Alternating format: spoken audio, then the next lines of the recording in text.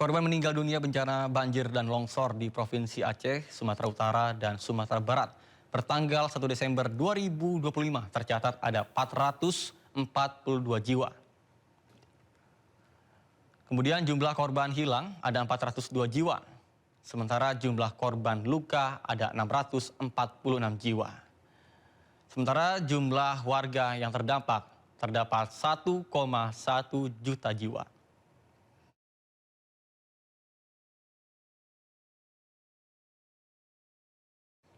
Pemirsa, banjir besar di Sumatera menewaskan lebih dari 400 orang dan merusak ribuan rumah. Ya, meskipun dampaknya secara luas, pemerintah hanya menetapkannya sebagai bencana daerah. Keputusan ini pun memicu kritik mengapa musibah sebesar ini tidak ditetapkan sebagai bencana nasional. Dan untuk membahasnya, kami pun sudah bergabung bersama dengan Direktur Eksekutif Trias Politika Strategis, ada Mas Agung Baskoro melalui sambungan Zoom Meeting. Baik, selamat siang Mas Agung. Apa kabar Mas? Selamat siang Mas Nata, semuanya baik, Alhamdulillah. Baik, mungkin bisa dijelaskan apa indikator utama yang digunakan oleh pemerintah dalam menetapkan status bencana nasional? Iya, saya kira memang ada beberapa pertimbangan ya Mas ya, selain undang-undang soal kebencanaan ya, yang memang itu soal eksesnya, dampaknya, kemudian juga skala kerusakan, korban jiwa dan seterusnya. Jadi itu presiden pertama. Yang kedua juga ada konteks otonomi daerah yang harus ditempatkan pada porsinya dalam konteks ini. Jadi dua pertimbangan itu yang saya lihat membuat pemerintah lebih hati-hati ketika ingin menetapkan bencana di Sumatera, apakah itu di Aceh, di Sumatera Utara dan di Sumatera Barat, itu kemudian ya bencana nasional atau memang bencana dalam konteks lokal ataupun regional di provinsi seperti itu. Jadi hari ini juga kita lihat Presiden langsung meninjau ke lokasi, mungkin dari sana akan ditetapkan sikap yang lebih baru, lebih aktual ya, kita tunggu saja. Tapi yang jelas ini bisa menjadi presiden juga ke depan bagaimana penanganan bencana. Karena kita tahu terakhir yang saya ketahui soal penetapan bencana nasional itu ada di Flores, kemudian di tsunami Aceh, kemudian terakhir di pandemi COVID-19. Nah, kalau misalkan ini mau dinaikkan ke level itu, ke status nasional, maksud saya ini perlu hitungan pertimbangan yang sangat presisi supaya tidak akan menjadi presiden yang yang menjadi bumerang bagi pemerintah ketika penanganan bencana dilakukan seperti itu. Baik, jadi kita lihat terkait dengan 3 titik yang di Aceh, kemudian juga Sumatera Barat, kemudian juga di Tapanuli. Ini kita melihat bahwa untuk jumlah korban untuk saat ini sudah mencapai 400, kemudian juga ratusan orang juga masih belum ditemukan. Kemudian untuk infrastruktur, kalau kita baca data juga, ini hampir menyentuh 1 triliun, bahkan 990 sekian berapa. Ini dan infrastruktur jalan-jalan juga ini masih sulit untuk dicapai, terutama untuk penyuluhan bantuan. Maksudnya kenapa tidak ditetapkan sebagai bencana, statusnya dinaikkan ke tingkat darurat bencana nasional? Sudah jelas. Saya kira tadi Mas, ya pertimbangan perhitungannya sedang dikalkulasi oleh pemerintah untuk mengukur juga kesiapan dari masing-masing pemerintah baik di level provinsi, kota maupun kabupaten. Misalkan di Aceh ada beberapa kabupaten yang sudah menyatakan tidak sanggup. Itu akan kemudian dikembalikan ke gubernurnya. Dari sana nanti kita akan lihat apakah gubernur juga akan memberikan penilaian serupa atau sebaliknya untuk menjadikan pertimbangan bagi pemerintah pusat melakukan tindakan-tindakan terukur. Karena di saat yang sama pemerintah juga melakukan backup seoptimal mungkin. Kita lihat bagaimana ya teman-teman TNI Polri, kemudian beberapa menteri juga sudah turun langsung ke Sumatera Utara, Sumatera Barat, dan Aceh seperti itu untuk melihat mengobjektifikasi situasi yang ada di sana. Nah, saya kira ini akan kita lihat bagaimana ke depan karena memang menaikkan level bencana ini kan otomatis akan memobilisasi seluruh sumber daya level pusat ya, dan ini akan memberikan dampak untuk dalam tanda petik konsentrasi pemerintah akan dipusatkan di Sumatera ataupun di beberapa wilayah yang memang cukup terdampak. Misalkan tadi disampaikan Sumatera Barat sudah lebih baik dari Sumatera Utara dan Aceh. Nah, ini kira-kira seperti apa penyikapannya ketika memang Sumatera Utara ataupun Aceh memang masih belum bisa pulih seutuhnya seperti itu. Baik, kemudian bagaimana Anda melihat respon pemerintah pusat terhadap bencana banjir di Sumatera sejauh ini?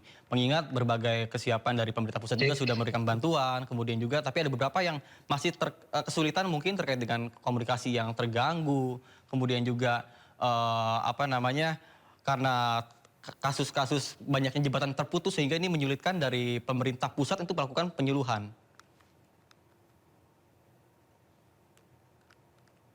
iya, saya kira memang bantuan terus diberikan, tapi memang terbatas lewat udara ya Mas ya.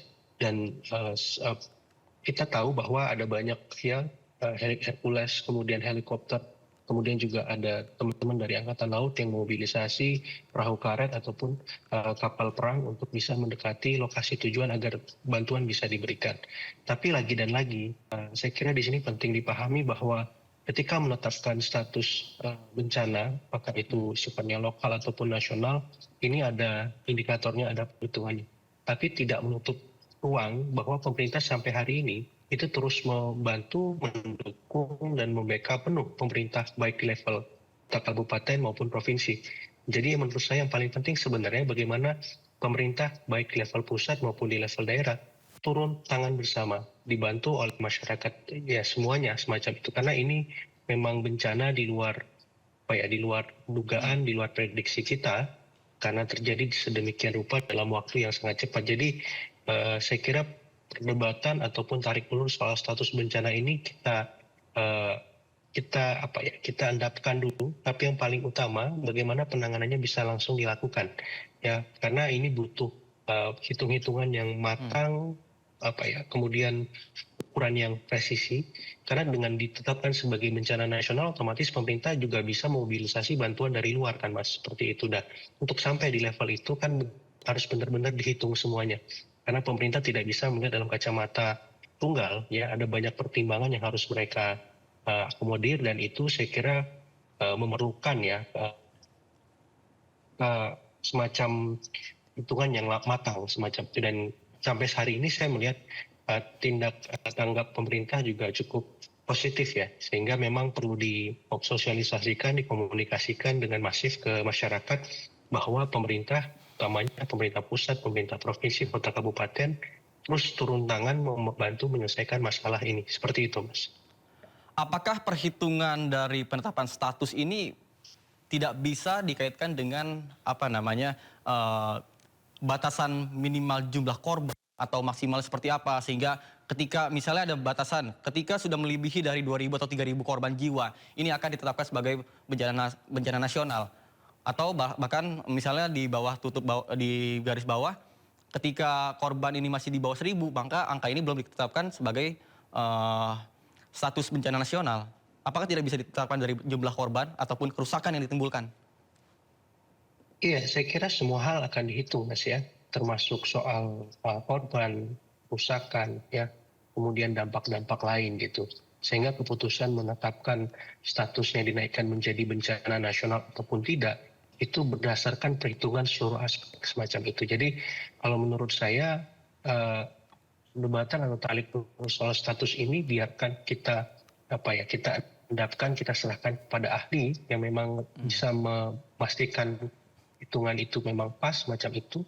Dan yang paling utama bagaimana penanganan para korban yang berada sekarang di lokasi pengungsian yang masih terdampak, misalkan perlu dievakuasi, perlu dipikirkan bagaimana kehidupan mereka di masing-masing tempat pengungsian. Itu dulu yang menjadi fokus kita ya, sambil kita membenahi ya infrastruktur yang terputus, jaringan listrik yang masih padam, kemudian juga akses yang masih belum maksimal, misalkan BBM semacam itu. Itu yang harus kita pastikan supaya daerah-daerah yang masih terisolasi dari listrik, telekomunikasi maupun akses infrastruktur itu bisa diatasi. Seperti itu. Baik. Pak, mungkin bisa dijelaskan, ini kan kalau kita lihat yang video yang beredar ini ketika banjir bandang menerjang di 3 daerah ini banyak sekali kayu-kayu gelondongan seperti itu. Apakah memang ini ada kaitannya dengan permainan-permainan illegal lodging seperti itu oleh oknum-oknum tertentu? Mungkin saja ya pasti mungkin saja, karena itu kan jumlahnya sangat besar ya. Tapi saya ingin mengajak kita semua untuk memfokuskan energi positif kita bagaimana menangani bencana ini sehingga bisa selesai. ya soal kebijakan lingkungan yang lebih baik, soal penindakan hukum terhadap mereka yang melakukan illegal logging dan seterusnya, itu akan kita lakukan setelah ini selesai gitu. Supaya apa? Supaya energi kita bisa normal membantu korban-korban yang sekarang ini terdampak dari bencana Sumatera seperti itu. Itu fokus kita, itu yang paling utama karena ini menyangkut nyawa ya, ini menyangkut kehidupan masyarakat kita, saudara-saudara kita yang telah menjadi korban seperti itu, Mas. Baik, terima kasih banyak atas informasi dan dialognya Yes. pada siang ini di program Sindo Siang. Mas Agung Baskoro selaku Direktur Eksekutif Trias Politika Strategis. Selamat bertugas kembali dan Sama-sama Mas salam Hatta, sehat, pemirsa Mas. semua. Ya.